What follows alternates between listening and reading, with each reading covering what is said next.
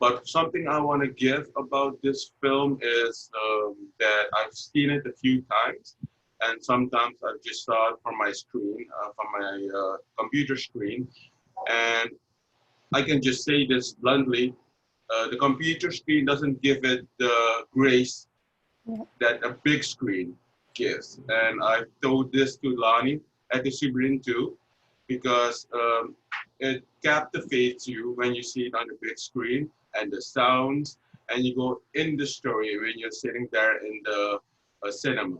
So we live in different times, and I think that it's not that the film is not um, projected more at the cinema, but it's a very different film looking at it in the cinema than on your computer screen. Nevertheless, what I liked about the movie also, it gives you insight in the situation of the Maroons, and it gives you a certain uh, peek, peek at how they live and how they communicate with among themselves, but also with um, Mother Nature. And I think that's one of the most important factors these times is how you communicate with your surroundings and the respect you have.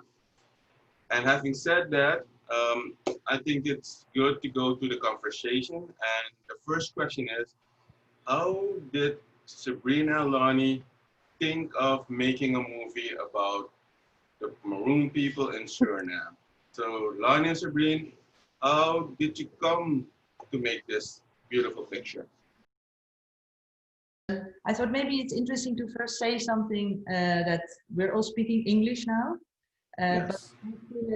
but we have always communicated in Dutch, because also in Suriname, still Dutch is like the official language, although I think amongst each other people speak Suriname.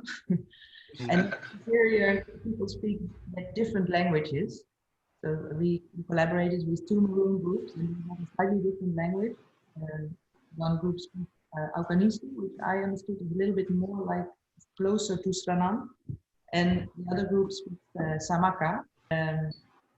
So amongst each other, we are more familiar to speak in Dutch. I want to respond to one thing that Kevin said about the screening in the cinema. I thought maybe it's a good kickoff also to say that the cinema has a specific format. We discovered, as artists, we're not familiar with the cinema, so we also discovered this format during the making of this film. And in the cinema, the human voice is actually separated from all the other sounds, and it's in the center speaker, which is in the middle of the cinema behind the screen. And that normally, in normal cinemas, the environment, like the sounds of usually like cars or trees or birds. Explosions. Explosions. They are in the surround speakers. So they're separated from each other. And what we discovered when we were making this film is that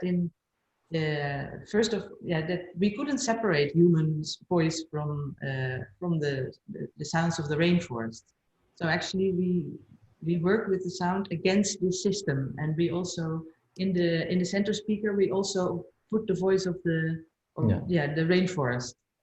When you have a mic and you are standing in the rainforest and you're listening to the sounds of the rainforest, and it's incredible. There are so many voices.